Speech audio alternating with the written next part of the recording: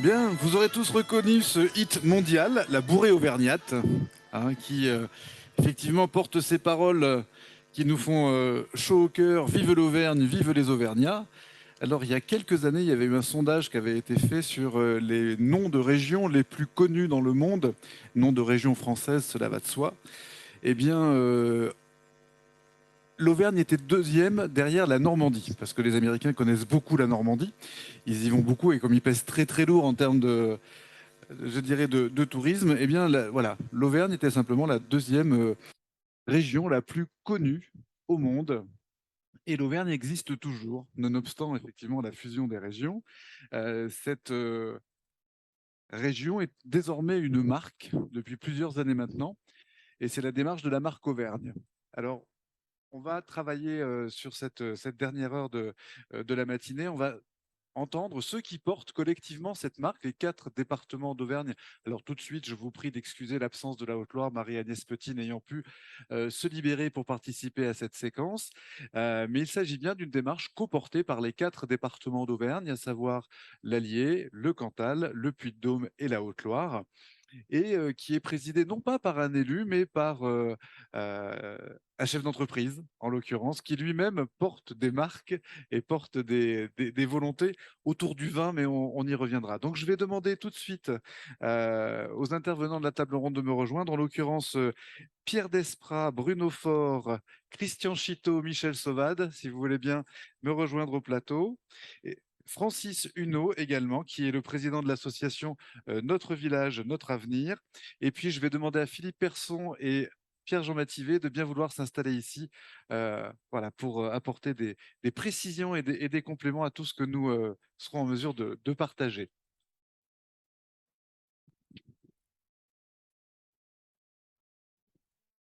Voilà, installez-vous, Francis.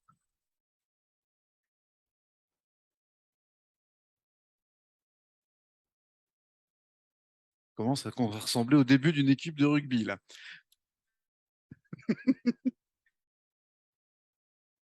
Merci, merci beaucoup d'être avec nous. Merci beaucoup, Pierre Desprats, parce que vous êtes tout nouvellement président de cette marque Auvergne.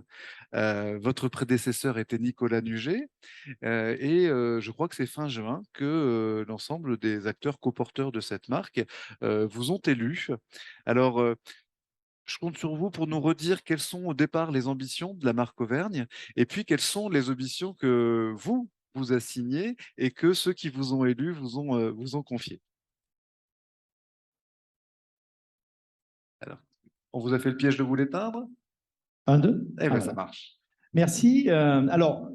Président nouvellement élu, vous l'avez dit, c'est mon baptême du feu en tant que président de la marque Auvergne. Aujourd'hui, je suis très heureux et fier de le faire à Aurillac. Alors, la marque Auvergne, une très belle histoire il y a 7 ans, les nouvelles régions et la volonté d'un homme, d'un président, Laurent Wauquiez, qui a souhaité donner cette opportunité aux Auvergnats de garder cette signature, cette marque, cette fierté qu'on a tous d'être auvergnat. Cette volonté, elle s'est inscrite d'abord les 2 premières années, paradoxalement, à convaincre les Auvergnats de l'utilité et de la chance qu'ils avaient de pouvoir conserver cette marque. Alors Sébastien, vous avez dit tout à l'heure que dans des sondages, la deuxième marque la plus citée, c'était l'Auvergne derrière la Normandie. L'Auvergne, il faut juste savoir qu'en termes de commercial, c'est la 3e marque la plus aimée des Français. La première étant les Bretons, la deuxième étant la Corse, et la 3e étant l'Auvergne. Donc c'est quand même très important. Donc on est tous très fiers de porter cette marque Auvergne. Alors, en toute objectivité, bien sûr, elle est inscrite sur des autocollants. Voilà. Et nous sommes très fiers d'appartenir à cette Auvergne. Ensuite, l'utilité de cette marque, c'est le travail.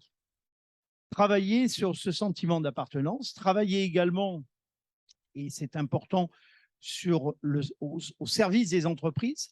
La marque Auvergne aujourd'hui, c'est 450 grosso modo entreprises adhérents, 450 entreprises, et la défense des 4 territoires d'une façon équitable, que ce soit l'Allier, que ce soit la Haute-Loire, que ce soit le Puy-de-Dôme et que ce soit le Cantal. Il est important que cette marque, et dont je préside cette destinée pendant 2 ans, soit équitable aux 4 territoires.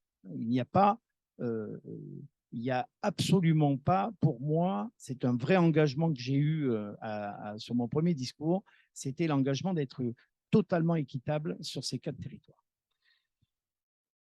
La deuxième chose, c'est nous avons vécu 2 années un peu instables avec le Covid.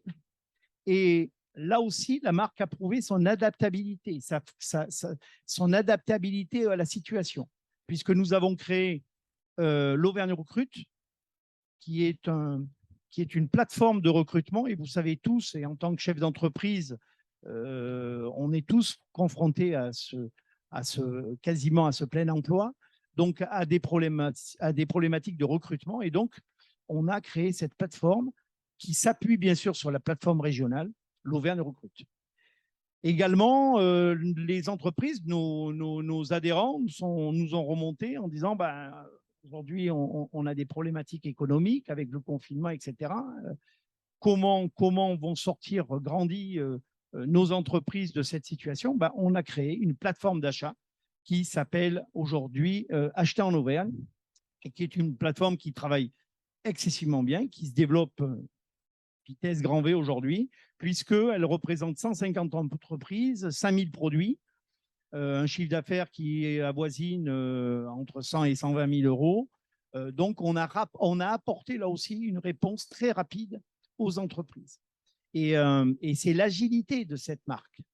Donc, faire rayonner la marque Auvergne. Et puis, l'ambition, et mon ambition en tout cas pour les prochaines années, c'est porter cette marque à l'extérieur peut-être de nos frontières, puisqu'on est en train de construire aujourd'hui une opération qui aura lieu au Parlement européen de connaissance, de lobbying certainement, c'est-à-dire qu'on va là aussi porter cette appartenance et cette fierté au Parlement européen. On est en train de réfléchir également à certainement faire d'ici 1 an ou 2 une opération peut-être en Angleterre pour courtiser nos Auvergnats anglais et les Anglais en règle générale également, et leur porter ce dynamisme de l'Auvergne. Voilà. En tout cas, vous l'aurez compris, n'attendez de moi aucune objectivité dans l'amour de l'Auvergne et qu'on porte. Mais une chose est sûre, c'est que je suis très, très fier, en tout cas, de porter cette marque.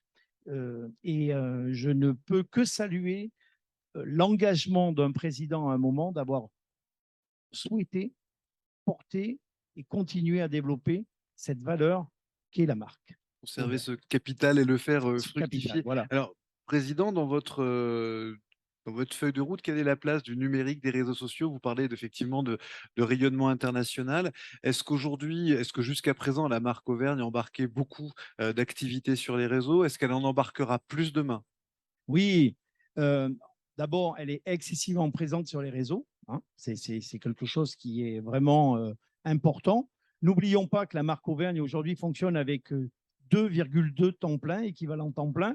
Donc, évidemment que nous avons nous souhaiterions aller encore plus vite et encore plus fort à ce niveau-là. Mais là, il va falloir qu'on se professionnalise. Je pense que la marque Auvergne a été victime aussi d'une croissance un peu exponentielle. Aujourd'hui, on est presque en train de raisonner un peu cette croissance. Et on va, bien sûr, l'Auvergne Recrute, par exemple, on est un excellent exemple de digitalisation, puisque aujourd'hui, c'est quelque chose qui fonctionne et qui est au service de nos adhérents et des entreprises. Et ça fonctionne vraiment très bien. Merci Pierre Desprats. Bruno Faure, on l'a compris, effectivement, la marque Auvergne, ce sont des collectivités, mais aussi énormément d'entreprises. Hein, ce sont des acteurs économiques. Mais sur le volet politique, alors vous êtes aussi conseiller régional délégué à l'Auvergne, donc avec un attachement, j'imagine, au moins égal à celui de Pierre Desprats. Mais sur le plan du département, le Cantal, comment s'articulent effectivement je dirais, les marques que vous portez? On pense à l'Allier, on pense au Puy-de-Dôme. Comment ça s'est mis dans la même marmite, et comment chacun trouve sa place, et comment le Cantal, lui, trouve sa place?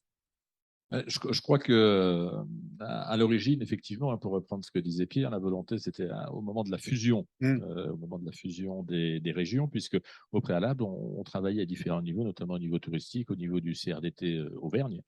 Et donc là, on avait un risque, on a tout de suite senti le risque, effectivement, de pouvoir disparaître, être rayé de la carte et d'être fusionné dans cette grande région, parce que les poids économiques ne sont pas du tout, Pas les exactement mêmes. les mêmes. Voilà, et donc là, c'est vrai que le président Wauquiez avait dit, bon voilà, je vous propose de vous fédérer, de vous organiser effectivement pour faire vivre l'Auvergne. Donc il fallait développer j'allais dire, ce sentiment de fierté et d'appartenance à l'Auvergne. Donc ça s'est traduit par différents points. Déjà, au sein de l'association, il y a toutes les collectivités, les grandes collectivités qui adhèrent, c'est-à-dire les 4 départements, mais toutes les métropoles auvergnates sont adhérentes de la marque. Les métropoles aussi. Il y a le volet chef d'entreprise, et puis il y a également tout ce qui est associatif. Hein, et que ce soit du culturel, que ce soit du sportif, véritablement, tout le monde se retrouve au sein de cette marque. Alors bien évidemment, ensuite, il a fallu que l'on essaie de se dire comment s'intégrer dans celle-ci, puisqu'on avait tous des démarches. Et au niveau des élus, ça a été relativement simple de se retrouver au sein de cette marque, tout simplement parce qu'il a le volet économique et on sait que l'économie, bien évidemment, c'est le poumon de nos territoires. Donc, on a embrassé cette marque relativement facilement et on essaie de faire la même démarche au niveau touristique, puisqu'au niveau touristique, on est sur Destination Auvergne. Voilà, donc le mot de l'Auvergne est toujours largement présent. J'allais dire, pour le Cantal, ça a été d'autant plus facile, d'autant plus aisé que nous sommes sur une marque territoriale qui date d'une quinzaine d'années maintenant, qui est Cantal Auvergne. Cantal Donc, on Auvergne, est quand même absolument. très simple. On se dit, il faut être simple pour être visible et entendu. Il faut que les gens arrivent à se positionner. Donc, Cantal Auvergne, marque Auvergne, destination Auvergne, Auvergne destination, j'allais dire qu'on s'est fondu complètement effectivement dedans. Encore fallait-il qu'au niveau local, au niveau départemental, on puisse faire valider effectivement que, j'allais dire, notre marque territoriale, quant à l'Auvergne, puisse se décliner à une échelle plus grande avec l'ensemble des prestataires, l'ensemble des entreprises, mais ça a été fait de manière relativement simple. Alors, on sait que les Cantaliens sont partout dans le monde. Il y a une diaspora qui est assez impressionnante. Aujourd'hui, est-ce qu'avec les réseaux sociaux, avec les réseaux numériques, est-ce qu'on arrive à mobiliser un certain nombre des membres de cette diaspora internationale pour contribuer à exprimer l'amour qu'ils ont pour le Cantal et pour l'Auvergne? Ça, je crois que c'est l'essence même de cette démarche de la marque Auvergne, pardon, hein, c'est l'identité, renforcer l'identité, la fierté, et puis, j'allais dire, le collectif. Venez dans cette grande famille. Tout à l'heure, je disais qu'on était du politique, toute sensibilité confondue, le monde économique, culturel et sportif, et bien évidemment, j'allais dire, tous les ambassadeurs que l'on peut trouver au niveau mondial et pour les Auvergnats, bien au-delà. Effectivement, au-delà. Ça se traduit comment? Parce je crois qu'il y a un compte Twitter, enfin Auvergne. Je crois qu'il y a une page Facebook. Aujourd'hui, est-ce qu'on a des estimations, enfin des chiffres par rapport à la fréquentation de cette page ou est-ce que c'est un peu mouvant? Oui, tout à fait. Les réseaux, on est sur Instagram, on est sur Sur Insta. Facebook, etc. Juste, Instagram, aujourd'hui, on est un peu plus de 10 000 Followers, on va dire. followers. Voilà. Ensuite, on travaille également avec Facebook. Peut-être pas là où on est le plus fort, et Ouais. énormément LinkedIn. Ah oui? Voilà, énormément. C'est un vrai travail. C'est quelque chose d'énergivore. Voilà. Et encore une fois, on fait avec les 2,2 temps plein, Oui. voilà, que nous avons, et on essaye de faire le mieux possible. Voilà. Juste pour le réseau, les réseaux, on entretient un réseau qui s'appelle l'Auvergne Business Club, Oui. voilà, à Paris, qui est un réseau qui regroupe tous les Auvergnats qui ont de près de loin sont sur des médias nationaux, sont des artistes, voilà, des personnalités. Des Et entrepreneurs. on entretient énormément ce réseau-là grâce également à le virgule 2, puisqu'on a 2 temps plein et je disais 2,2 équivalents. Donc, on a une virgule 2 qui est François-Xavier Montil, qui a à charge d'entretenir tous ces réseaux-là et qui le fait magnifiquement bien. Et ça nous sert. C'est encore une fois pas pour rien que je crois qu'on est une vingtaine, une trentaine de passages sur TF1, sur le journal de 13 heures. On voit voilà, sur certains sujets. Et donc, on entretient avec beaucoup d'énergie et beaucoup d'amour ces Auvergnats parisiens. Et donc ça, c'est grâce à ce lobbying, en fait, à chaque fois que TF1 parle de ruralité, il vient dans le Cantal, en fait. Vous êtes l'étalon ruralité. Voilà, ce que je voulais dire aussi, une des particularités pour ce sentiment d'appartenance au niveau régional, on a une présidence qui est tournante.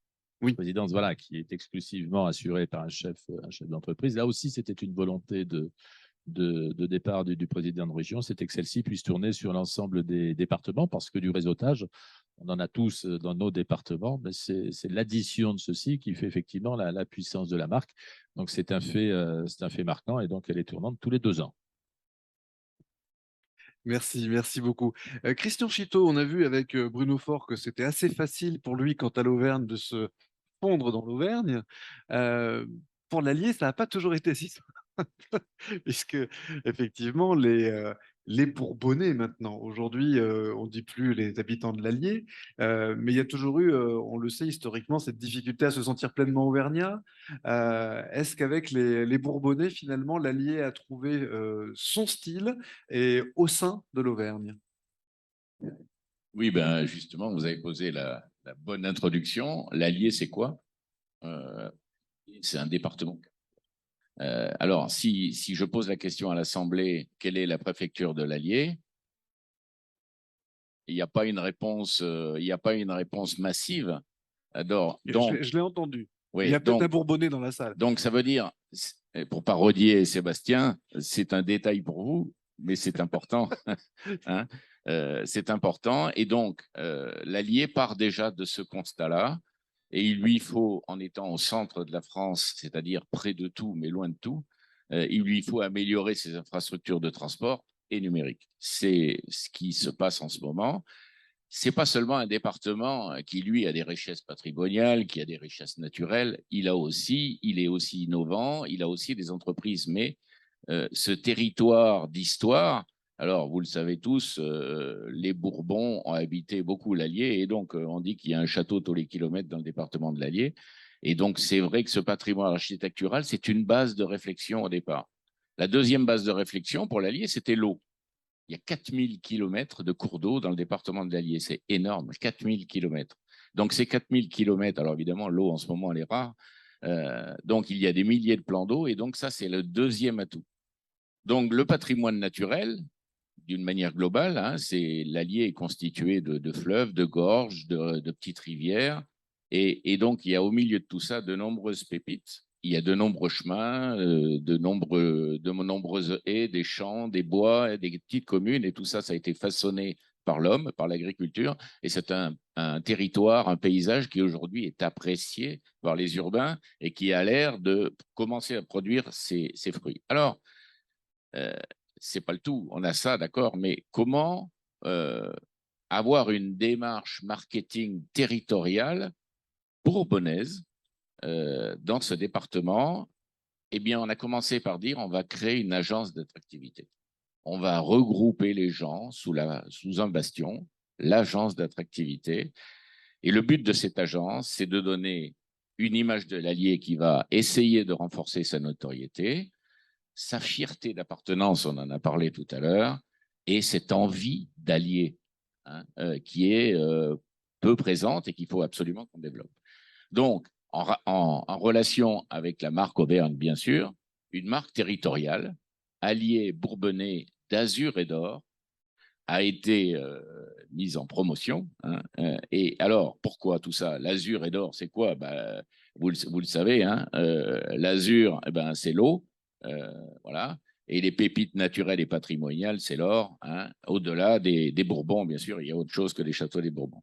Alors, vous allez me dire, et le numérique dans tout ça? Eh bien, le numérique, il est là.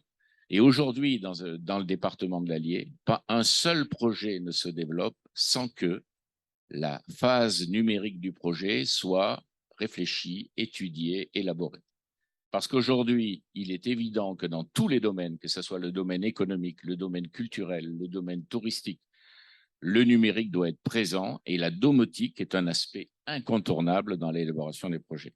Donc, pourquoi? Parce que ça facilite après l'usage des services, la maintenance, les coûts d'exploitation, etc.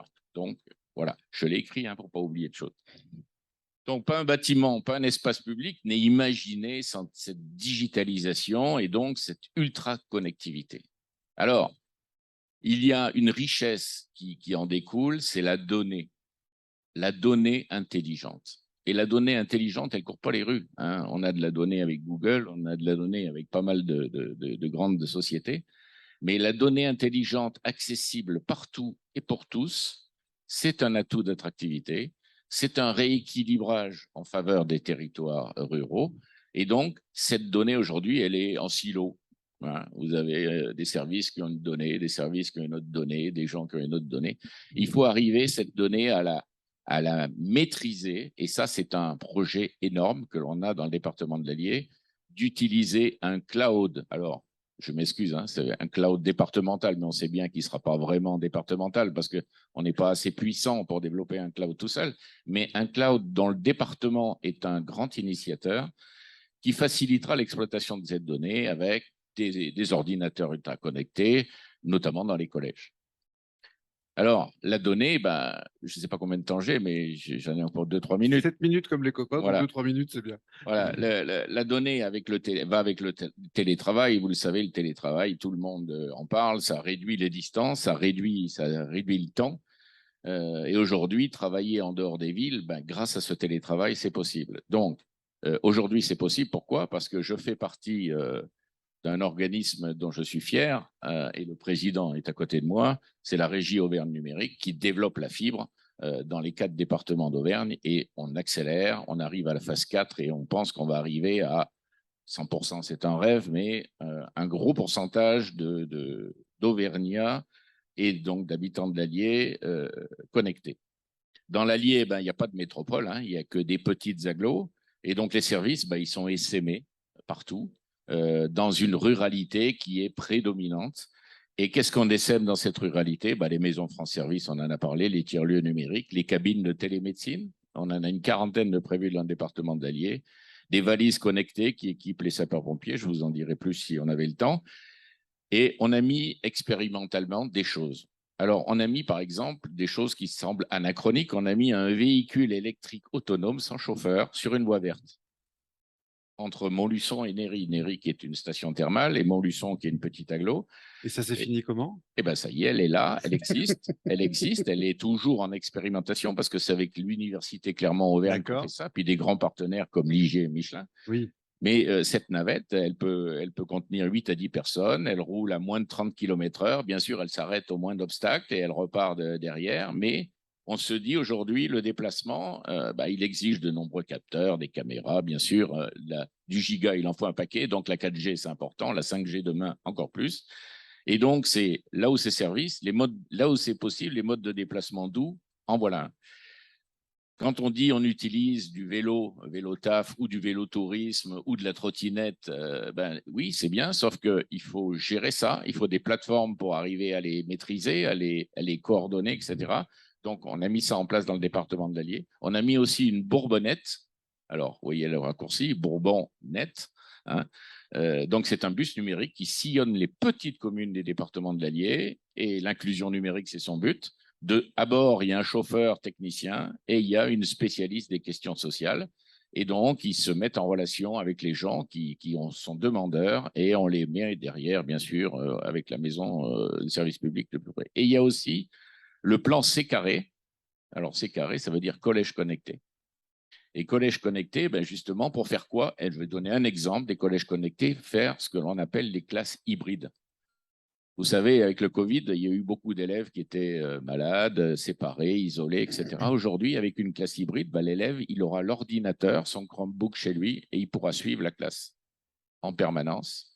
Et puis, en même temps, ça permet de proposer des options que certains petits collèges ne pourraient pas proposer, comme par exemple, je sais pas, moi je dis au hasard l'allemand, l'espagnol, et donc il n'y a pas assez de sections, et à ce moment-là, on pourra le proposer grâce à ces classes hybrides. Et enfin, 2 derniers exemples, qui sont des exemples spectaculaires.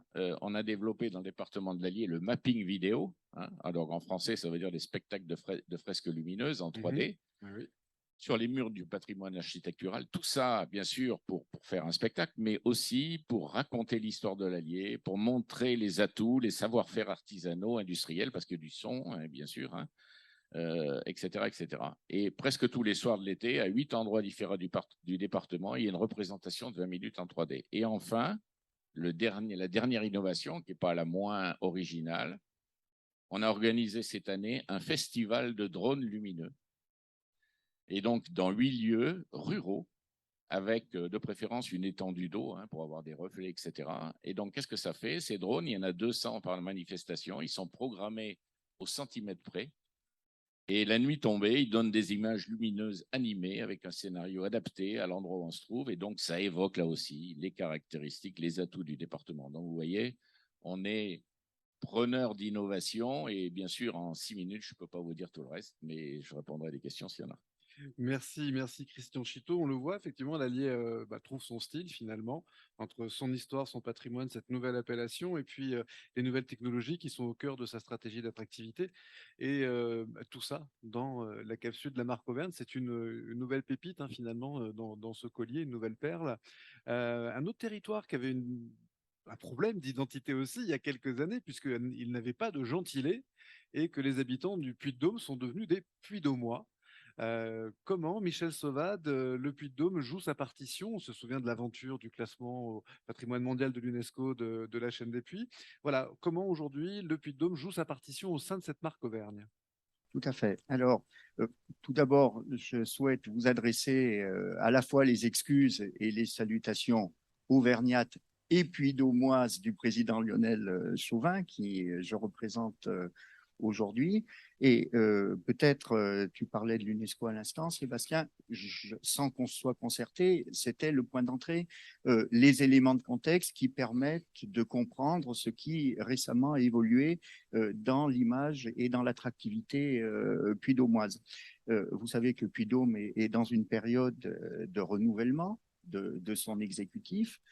Pour autant, il s'inscrit dans la continuité de ce qui a été fait précédemment, notamment autour du classement de la chaîne des Puys, faille de Limagne, au titre de l'UNESCO. Et il faut reconnaître qu'aujourd'hui, en termes d'attractivité, à travers ce classement, on a très, très quantitativement le point de départ de cette nouvelle attractivité. Sans rentrer dans le détail, concrètement, c'est une augmentation de 19% de la fréquentation touristique sur les éléments dont on peut disposer aujourd'hui. Donc, c'est quelque chose qui, physiquement, est quantifiable. J'en profite justement pour saluer la volonté partagée par l'immense majorité de l'Assemblée dans les mandats précédents d'accompagner le président Goudbel et l'exécutif d'alors dans une démarche qui était une démarche longue, difficile et qui aujourd'hui eh bien, a des conséquences tout à fait positives sur le terrain dont nous sommes, nous, exécutifs d'aujourd'hui, les principaux bénéficiaires. Il faut savoir rendre à César quelque part. Sachant que dans cette histoire, effectivement, cette candidature impliquait une forte mobilisation de la population et elle s'est faite énormément sur les réseaux sociaux. Alors, il y a eu cette dimension touristique. Je viens de dire rendre à César ce qui est à César dans un département qui abrite Gergovie, c'est peut-être pas l'expression la plus adaptée. On va rendre à Vercingétorix ce qui est à Vercingétorix. Pour venir sur la présence numérique, cette présence numérique, elle a été marquée, elle aussi, par cette inscription au classement. Et sans être en capacité aujourd'hui de vous communiquer des statistiques très, très précises sur la question, je peux dire que les mots-clés autour du volcanisme sont centraux dans cet espace et peut-être qu'après tout, les difficultés de l'Allier à s'intégrer, c'est que contrairement au Cantal et à l'Haute-Loire, cette présence des volcans est moins marquée sur ce département. Toujours est-il que ces mots-clés autour du volcanisme sont associés aux mots-clés autour de l'Auvergne.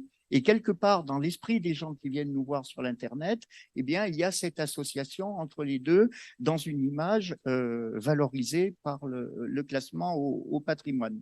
Alors, ça a deux conséquences pour nous dans l'élaboration des politiques de communication. La première de ces conséquences, c'est qu'au-delà du phare, en quelque sorte, du classement de l'UNESCO et du Puy-de-Dôme, le volcan, nous avons l'obligation de trouver un équilibre avec l'ensemble des territoires puy-dômois qui ont de multiples richesses, qui peuvent relever du volcanisme, mais qui relèvent aussi d'autres caractéristiques de ce territoire et d'autres éléments d'attractivité comme le tourisme vert. Enfin, on peut multiplier les exemples. Donc, on a un premier enjeu et un premier objectif à atteindre.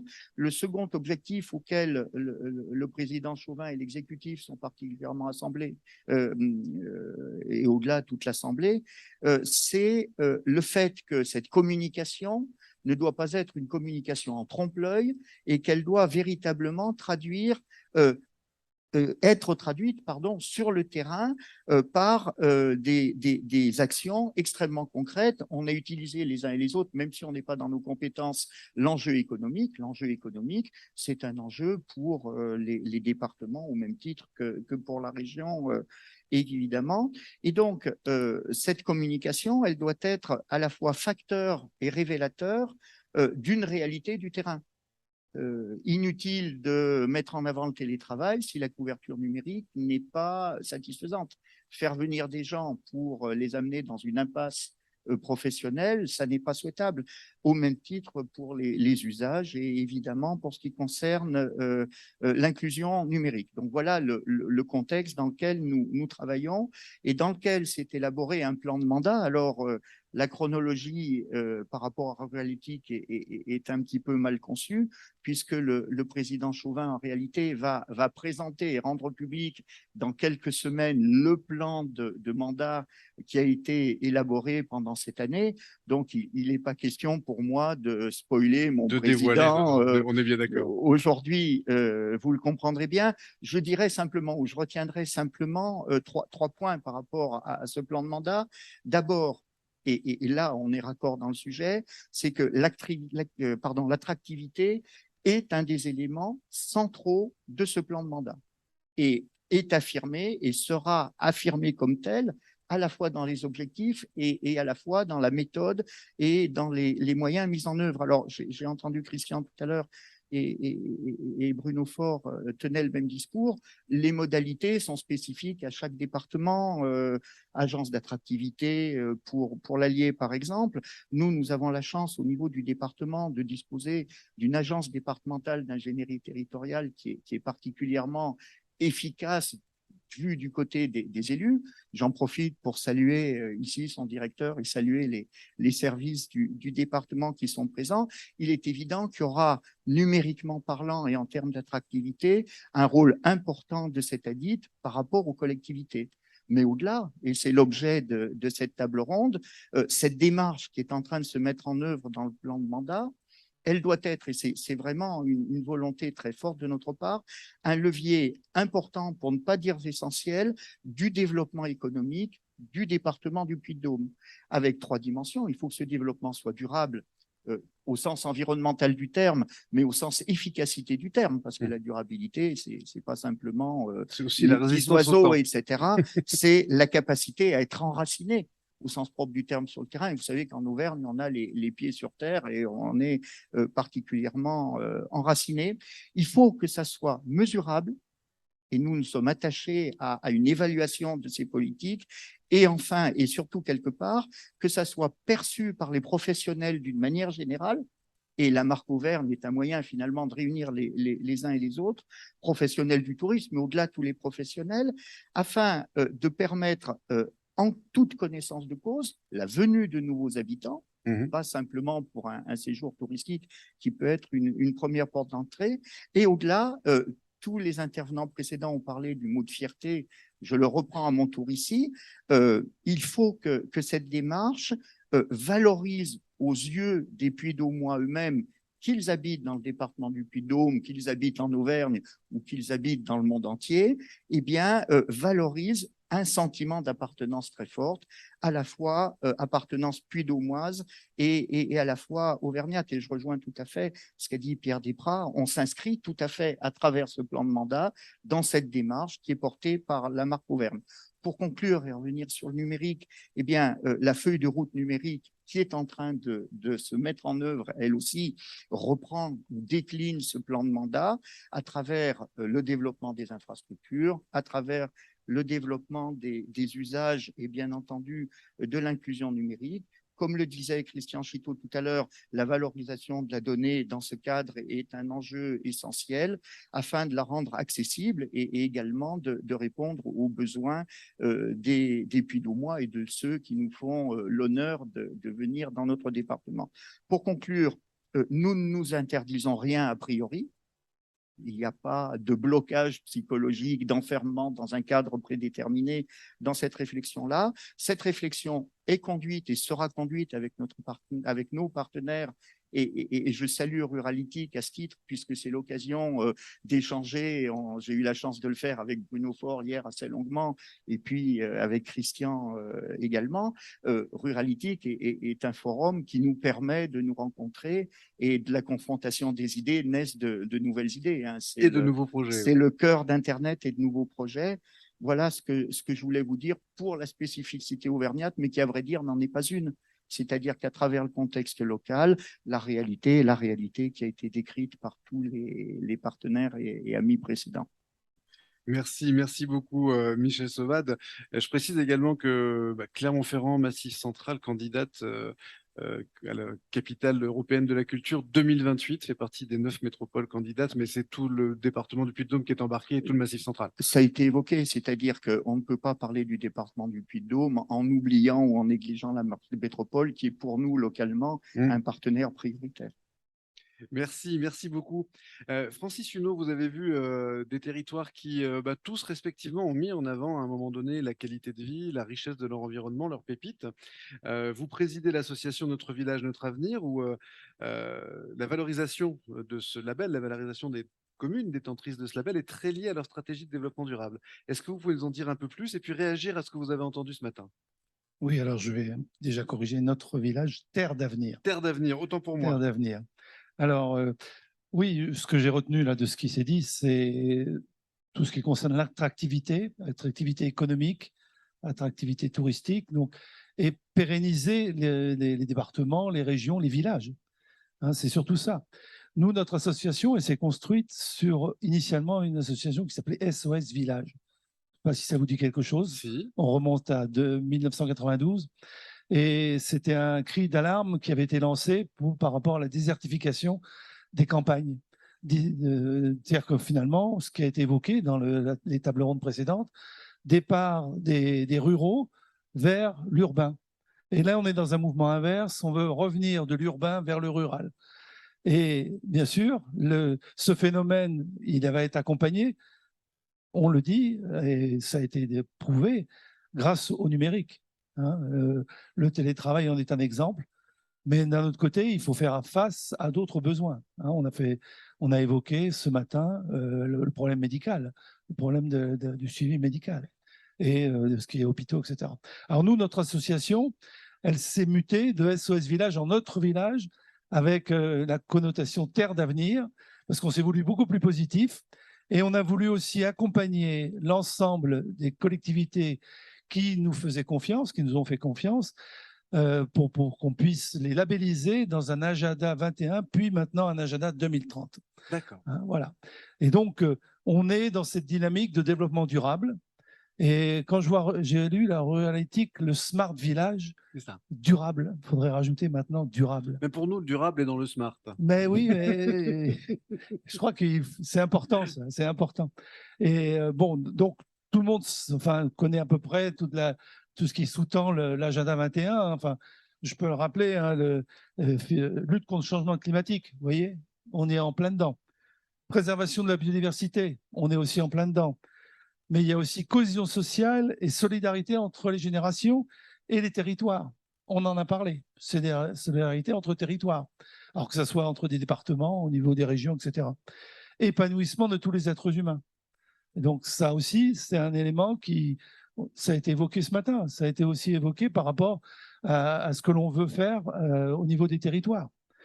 Et dynamique de développement sur des modes de production et de consommation responsables. Donc là aussi, tout le monde est prêt à partir là-dedans. Donc ça, c'est le développement durable. C'est aussi simple que ça. Et nous essayons de faire en sorte que les collectivités, donc communes, voire communautés de communes rurales, au départ on était tourné vers la ruralité, mais on s'étend de plus en plus, hein, puisque nos adhérences, c'est de 50 habitants à 11 000 habitants. Vous voyez, on a quand même, on a été obligé de ratisser plus large, puisqu'au départ, on s'était limité en taille, parce qu'on voulait vraiment toucher le rural, puis maintenant, on touche beaucoup plus. Et donc, on fait en sorte d'accompagner les collectivités qui veulent mettre en place un plan d'action dans le cadre d'un agenda 21, et même enfin, ce qu'on appelle maintenant l'agenda 2030, puisque l'ONU a raccourci les délais, enfin a fixé d'autres objectifs à l'horizon 2030. 21, ce n'était pas pour passer le 21e siècle, c'est pour un siècle, hein, c'est pour le 21e siècle en entier. D'accord ? Et donc, on a évoqué des problématiques d'attractivité. Hein. L'attractivité, c'est si on veut lutter contre la désertification, eh bien, il faut faire en sorte que les urbains reviennent vers le rural, mais d'une façon, je dirais, ordonnée, hein, et avec les services qui vont avec. Et je pense que le numérique, en soi, c'est l'outil qui va permettre de faire revenir les urbains vers le rural. Hein, c'est ça. Parce qu'il faut faire vivre nos villages, il faut faire vivre nos écoles. Moi, j'étais maire d'une commune, on a mis le paquet sur l'école. On a mis le paquet sur l'école parce que ça nous paraît être le point le plus fondamental. C'est-à-dire on fait en sorte que nos enfants aient ce qu'il faut chez eux et les familles aussi. Hein. Donc, ça veut dire derrière des tas de services. Hein. Ça veut dire des services de cantine, ça veut dire du périscolaire, ça veut dire de l'extrascolaire, ça veut dire des tableaux numériques, ça veut dire plein de choses. Hein. L'école, c'est... Si là, certainement, il y a des élus avec des maires et ils savent ce que c'est. Hein. Et donc, l'aspect comment dire, développement durable vu sur le critère d'attractivité, ça passe par là. Ça passe par justement offrir ces services à ces urbains qui éventuellement reviendraient vers le rural. Voilà. Bon, alors je vais mettre en avant on a les 17 objectifs de développement durable hein, qui ont été fixés par l'ONU là aussi, et je vais mettre l'accent sur certains qui ont trait justement à tout ce qui concerne, qui pourrait être concerné par le numérique, l'accès à la santé, l'éducation, hein, que ce soit l'éducation en élémentaire, en secondaire et puis après en supérieur. On a les aspects d'innovation et d'infrastructure. Donc là aussi, on a besoin de numérique pour cela. Et après, on a des aspects plus, je dirais, de gestion d'environnement, que ce soit les énergies renouvelables, hein, entre parenthèses. Et puis, on en a parlé aussi ce matin, je pense, à travers l'e-commerce, à travers tout ce qui est commerce local, hein, et de façon à le développer et de façon à ce que les habitants trouvent sur place ce dont ils ont besoin. Et dans des régions très rurales comme les nôtres, on trouve tout. Hein, il faut se dire, en termes de nourriture, en termes de produits, hein, on trouve énormément de choses. Et donc, consommation responsable, ça aussi c'est un objectif, avoir une consommation responsable, c'est-à-dire se tourner non pas vers Amazon, hein, bien que le numérique le permet, mais se tourner vers nos producteurs locaux. Hein, c'est surtout ça. Voilà ce que je pouvais vous dire à ce niveau-là. Merci beaucoup. J'espère que je n'ai pas été trop long. Non, c'était parfait. Et on voit que en fait, l'Auvergne coche toutes les cases. On a parlé d'acheter en Auvergne, on a parlé donc de circuits courts, on a parlé effectivement d'aménités d'énergie renouvelable, on a parlé hier. Voilà, enfin, à un moment donné, effectivement, on entend avec Francis Huneau qu'un territoire attractif, c'est un territoire durable dans ce sens-là. Et les initiatives que vous avez décrites les uns et les autres montrent que qui sont plutôt raccords. Une incise peut-être, juste avant de donner la parole à Pierre-Jean Mativet. Très rapide, mais en entendant finalement les interventions des uns et des autres, moi je voudrais revenir sur le rôle spécifique des collectivités dans la partition de l'orchestre de la marque Auvergne. Quelque part, on parle beaucoup de couverture en fibre, on dit on ne va pas y arriver complètement, on parle de couverture de téléphonie mobile. Moi, j'aime beaucoup rappeler que ceux qui couvrent à 100% le territoire national, ce sont les communes de France. C'est ça. Et ce taux de couverture, il est quand même important, il faut l'avoir en tête de ce point de vue-là. Et au-delà, si on remonte sur l'échelle départementale, on a vocation à irriguer ce territoire. Un de mes deux voisins, mais j'en suis désolé, j'ai oublié lequel des deux, me disait hier que le département, c'était l'échelle des réseaux, que c'était les réseaux qui étaient de sa compétence. C'est peut-être toi, Bruno, qui le disait. Et c'est très juste cette réflexion, qu'il s'agisse des réseaux routiers ou autres, et des réseaux numériques, bien entendu. Donc, je crois qu'on a un rôle à jouer. On n'est pas nécessairement les initiateurs ou les chefs de file, mais on se doit de donner les moyens, quelque part, à toutes les énergies qui se libèrent dans ce contexte. Voilà ce que je voulais rajouter. Et créer les conditions, effectivement, de ces émergences. Merci. Merci, Michel Sauvade. Pierre-Jean Mativet, je vais te confier la télécommande. Il suffit que tu vises. Tu vises Baptiste, tu vises la cible jaune. Pour nous montrer concrètement aujourd'hui ce que le numérique peut apporter de plutôt spectaculaire en termes de valorisation d'un territoire. Alors, dans le champ touristique, mais aussi dans un milliard de champs, vous allez voir, en voyant ce que présente Pierre-Jean, ça va vous donner beaucoup d'idées. Merci, bonjour. Donc Pierre-Jean Mativet, fondateur de la société Kelkin. Alors, petit aparté du coup sur la marque Auvergne. Savoir que ça s'appelait Auvergne Nouveau Monde et que voilà, on est adhérent de cette marque parce qu'on est Clermont-Ferrand là depuis 2013 et même à l'époque on pouvait être adhérent à titre perso, donc on était en tant que particulier, on pouvait adhérer à cette marque-là et c'était assez fort.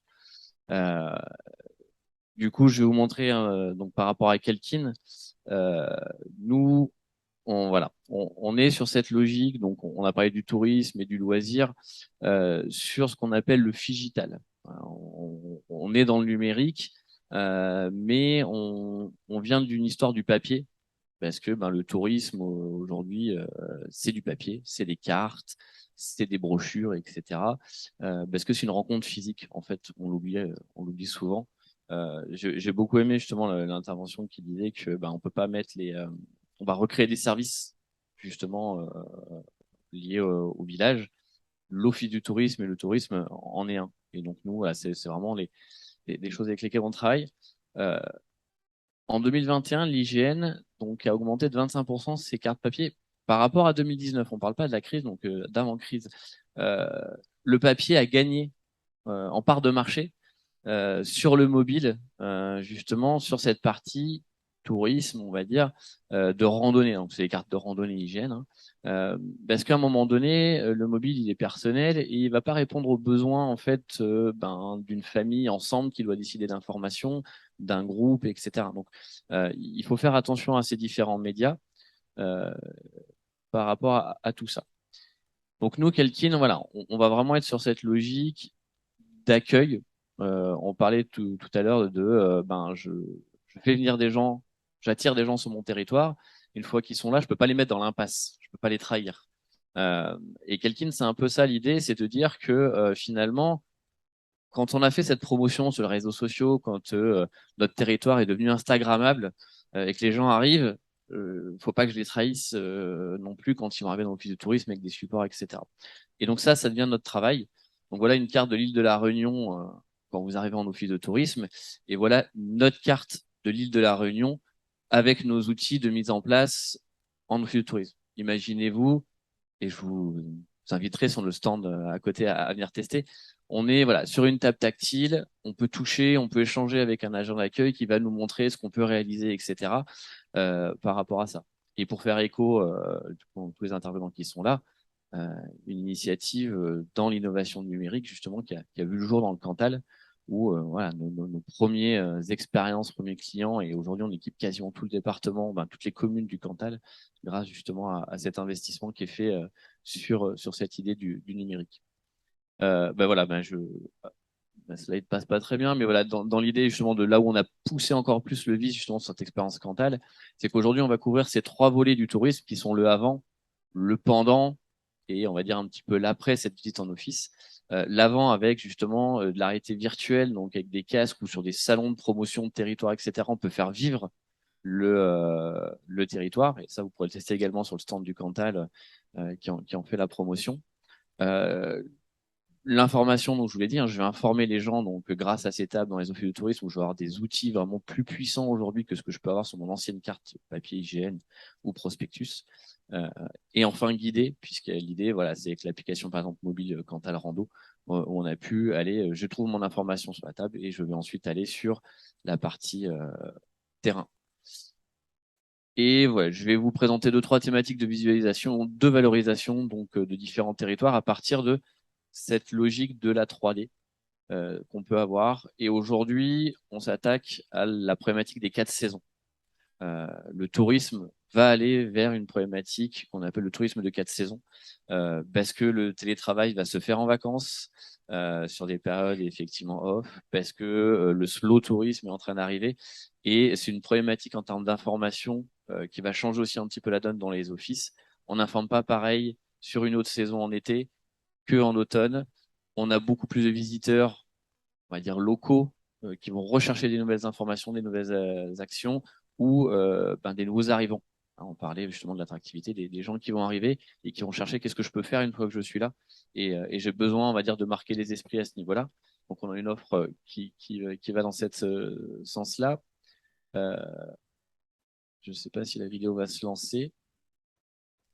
Ça pas les... Ah, pardon. Bon, on va attendre un petit peu sur la vidéo et je vous inviterai à venir voir d'autres exemples qu'on a pu réaliser.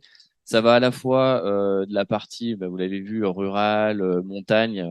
Donc là, bon, on est sur Grenoble ou Jeanne Alpine. Ouais, on va mettre en avant sur des stations de ski, tout ce qui peut être hivernal, etc.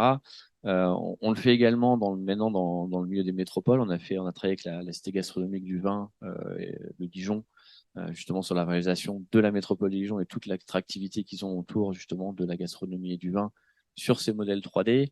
On va travailler sur les littoraux également, avec Arcachon, Cannes par exemple, sur les problématiques d'accès aux plages, de marées, de navettes fluviales, ou sur de la mobilité transfrontalière, par exemple avec Annemasse, où on parlait de données intelligentes tout à l'heure, c'est un peu cette idée-là. Aujourd'hui, en fait, dans le tourisme, et même vous, on travaille avec le bocage bourbonnais aujourd'hui dans l'Allier, sur lesquels on a ces bases de données intelligentes qui discutent ensemble. La donnée touristique, la donnée de transport. Et donc, par exemple, avec Admas, c'est le cas aujourd'hui. On a une donnée de tourisme et transport qui va jusqu'à Genève sur des collaborations transfrontalières, justement, sur ces modèles. Donc, en fait, on peut imaginer cette valorisation de terrain comme juste le socle, en fait, de ce mix d'informations et de données où tout le monde peut déverser dedans et dire ça, c'est mon outil commun, justement, certes à l'office, mais à tous les services en fait et d'attractivité et de tourisme que vous avez sur un territoire. Et je vous invite à venir voir plein d'autres exemples du coup sur notre stand. Merci. Et cette manière de faire vivre les données de manière extrêmement visuelle, c'est vraiment le cœur du processus de valorisation d'un territoire grâce au numérique. Alors, Philippe Persson, vous êtes responsable du pôle tourisme, culture, patrimoine. C'est pas anodin d'avoir associé tourisme, culture et patrimoine à la Caisse des dépôts. Le gouvernement vous a confié au moment de la crise sanitaire, une mission autour du tourisme et de la promotion de la destination France, parce que même si on est la première destination touristique au monde, on va peut-être pas s'endormir sur nos lauriers. La question, c'est aujourd'hui, quel est le rôle que vous pourriez assigner au numérique par rapport à l'offre touristique France et puis réagir librement à ce qui vous avait été proposé? Eh bien, merci. Eh bien, réagir librement, bien sûr, avec, on va dire, notre chapeau, ou en tout cas le chapeau que je représente ici, c'est-à-dire la direction de l'investissement de la Caisse des dépôts. On a plusieurs types d'actions, bien sûr, à la Caisse des dépôts. Nous, en tant qu'investisseurs, on contribue directement à ce qui a été dit aujourd'hui. Et par exemple, nous sommes investisseurs dans Happyday, que beaucoup de gens connaissent ici, puisque Happyday, c'est la première société coopérative qui gère, qui valorise, qui organise les données touristiques. Un exemple de ce qu'on fait très concrètement. Là, ça a été rappelé plusieurs fois. La donnée, c'est vraiment la data, c'est un peu la même chose. C'est vraiment la matière première du e-tourisme. Et ce qui est important aujourd'hui, c'est de comprendre comment on peut associer intelligemment le e-tourisme et les marques de destination. Et là, je me permets de me rappeler quelques évidences, mais qui, à mon avis, sont importantes à avoir en tête, parce que gérer une marque, les personnes autour de la table le savent, c'est quelque chose de très complexe parce que ça allie différentes natures. Une marque, c'est une marque qui va prendre des outils du monde commercial pour les adapter au monde territorial. Et ces outils commerciaux sont en général des outils d'individualisation et on va dire, de concurrence. À l'inverse, une marque territoriale, c'est avant tout une marque de fédération d'acteurs qui va travailler sur l'attractivité, qui va essayer de faire travailler ensemble des mondes qui sont pas toujours les mêmes, qui peuvent être contraires. Alors, pour ne fâcher personne, j'avais pensé à quelques exemples, mais de toute façon, on en a parlé ici. L'Allier, les Bourbonnais, le Cantal, l'Auvergne, on en a parlé. Je m'étais dit qu'on pouvait évoquer le Pays Basque et le Béarn, par exemple. L'Agence de développement touristique allie ces deux territoires, alors que ces deux territoires n'ont pas la même histoire, n'ont pas la même nature. Quand on regarde le site touristique de la ville de Biarritz, Biarritz se dit l'incontournable. Quand on regarde Bayonne, Bayonne se dit fête, gastronomie, patrimoine. Donc, rien qu'avec ces petites illustrations, on voit toute la complexité de cette gestion. Donc, nous, ce qu'on a comme rôle principal, c'est d'accompagner les territoires et d'investir dans des sociétés qui vont servir soit directement les territoires, soit indirectement leur écosystème, leurs partenaires, les sociopros et tout ce qui va avec tout ça. Donc, on va dire, ma réflexion principale serait de remettre un petit peu quelques évidences en avant sur l'interaction entre les marques et le e-tourisme. Le e-tourisme, communément, c'est ce qui fait référence à 5 segmentations du temps du voyage. L'inspiration, la préparation, la réservation, le vivre sur place et le rendre compte. Et on voit bien tout de suite avec ça que une marque territoriale qui va se vouloir vecteur de développement touristique va principalement être positionnée sur le temps de l'inspiration et de la préparation. Et l'inspiration, c'est un grand nombre de choses. Alors, Monsieur Dupuy-de-Dôme, vous l'avez dit, c'est avant tout ne pas avoir peur de ses atouts, ne pas avoir peur de ce qui fait le rayonnement d'un territoire. Les volcans, l'Auvergne, le Puy-de-Dôme, c'est une très bonne illustration de ces choses-là. Et évidemment, on voit bien que le patrimoine, le label UNESCO fait augmenter cette attractivité qui souligne le patrimoine. Mais on peut parler de gastronomie, on peut parler de festivals, d'événementiels, on peut parler de sport. Et tous ces éléments-là sont à même d'augmenter l'attractivité des territoires. Donc, ma réflexion première, c'est de se dire, n'ayez pas peur en tant que gestionnaire de marque et en tant que responsable et représentant de territoire, n'ayez pas peur d'être discriminant, de mettre en avant vos atouts, d'aller assez fort sur ce temps de l'inspiration et donc de la production de contenu, donc pas uniquement de données, mais de contenus qui vont valoriser et qui vont augmenter le poids de ce temps de l'inspiration. Et pour finir, on sait tous que sur les réseaux sociaux, mais on ne parle pas forcément que de TikTok, on peut parler de Facebook, on peut parler de réseaux plus classiques, on peut parler de contenu échangé en one-to-one. La vidéo de qualité en numérique, c'est un des éléments principaux d'inspiration, d'augmentation de l'inspiration qui va attirer les gens. Et moi, mon conseil, ce serait vraiment de lier la gestion de marque et l'attractivité touristique à la production de qualité de contenu, de vidéos, de qualité et de contenu de qualité. Voilà un petit peu l'état des réflexions. Eh bien, on note ce conseil. C'est vrai que la vidéo sur les réseaux est tout à fait prédominante. Quand elle est accompagnée de musique, parce qu'il n'y a pas d'émotion sans le son. Très vrai. Très important. Mais oui, donner à voir et en fait, on parle de désir. Quand Philippe Persson parle d'inspiration, on parle de susciter ce désir et on note qu'effectivement, chacun doit mettre en avant sa personnalité et peut-être éviter les campagnes qu'on a vu fleurir ça et là où on retrouve la même photo Shutterstock avec une petite famille en vélo au bord d'un canal et c'est un coup venez dans la Sarthe, un coup venez dans le Berry, un coup venez dans le Jura et c'est toujours la même photo. Donc peut-être se dire que affirmer, comme vous le disiez, ses fondamentaux, sa personnalité et c'est ça qui plaît et c'est ça que qui fait aussi qu'on est sincère vis-à-vis de la clientèle touristique et que du coup, on joue franc jeu et qu'elle pourra avoir envie de s'installer, peut-être. Je vais demander à Bruno Faure et à Pierre Desprats de bien vouloir conclure cette table ronde, successivement Bruno, puis Pierre Desprats, président de la marque Auvergne. Ouais, conclure, c'est difficile parce qu'on est devant un vaste champ. On est devant un vaste champ, effectivement, puisque l'idée de cette marque, hein, on a dit, c'est la fierté, c'est l'authenticité, mais c'est surtout dans le but de l'attractivité. Et donc, c'est là où, effectivement, où intervient l'ensemble du numérique et où il faut être, j'allais dire, inventif. Et comme je disais hier, hein, souvent, on a utilisé le numérique pour faire du curatif parce qu'on n'avait plus de services, parce qu'on n'échangeait plus, parce que, etc. Et donc, on s'est mis à inventer des choses pour pallier. Et l'État en a souvent profité, d'ailleurs, pour fermer ses services publics et autres. On dit, je vous les mets à 20 km parce que vous avez de la visio. Non, ça ne change rien, puisqu'effectivement, ça a été dit, l'échange physique est important, même au niveau touristique. Il y a toujours l'acte final. Aujourd'hui, il y a des exemples qui sont à développer à ce niveau-là. Et donc, effectivement, l'idée de la marque, c'est bien d'être dans l'offensif.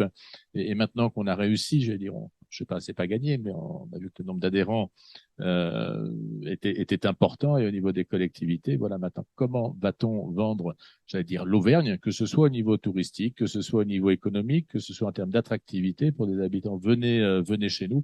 Et c'est là, effectivement, où le numérique doit être utilisé en termes de force de frappe, en termes d'outils. Et c'est là où, j'allais dire, collectivement, nous devons être innovants, mais surtout avec cette idée d'être offensif et non pas sur du défensif, et chose que nous allons faire avec l'ensemble des collègues. On est derrière les chefs d'entreprise. J'ai dit, hein, les collectivités, nous sommes là pour créer, j'allais dire, l'environnement favorable, les infrastructures, etc. Et puis après, ben voilà, il y a tout un tas j'allais dire, de créateurs d'innovation derrière que nous devons soutenir et surtout utiliser pour promouvoir l'Auvergne. Merci Bruno Faure, Pierre Desprats. Alors, pour conclure, moi, je vois, en effet, je rebondis sur ce que vous avez dit, on voit la particularité de chacun des territoires de l'Auvergne, que ce soit l'Allier, que ce soit le Puy-de-Dôme, que ce soit la Haute-Loire, que ce soit le Cantal. Chaque département a ses particularités. Par contre, je crois qu'à un moment, il faut savoir faire ce que les Allemands savent très bien faire souvent, c'est-à-dire avoir un totem, une marque qui réunit ces 4 territoires. Et je crois que ce dont on peut espérer pour, en tout cas, ces 2 prochaines années, c'est qu'on soit tous autour de ce totem marque Auvergne quand il faut, avec vos particularités, avec les particularités des différents territoires. Et en tout cas, retenir peut-être cette phrase qu'on aime beaucoup citer parfois en Auvergne, c'est seul on va plus vite et ensemble on va plus loin. Merci beaucoup Pierre Desprats, on vous applaudit. On applaudit l'ensemble des intervenants de cette table ronde.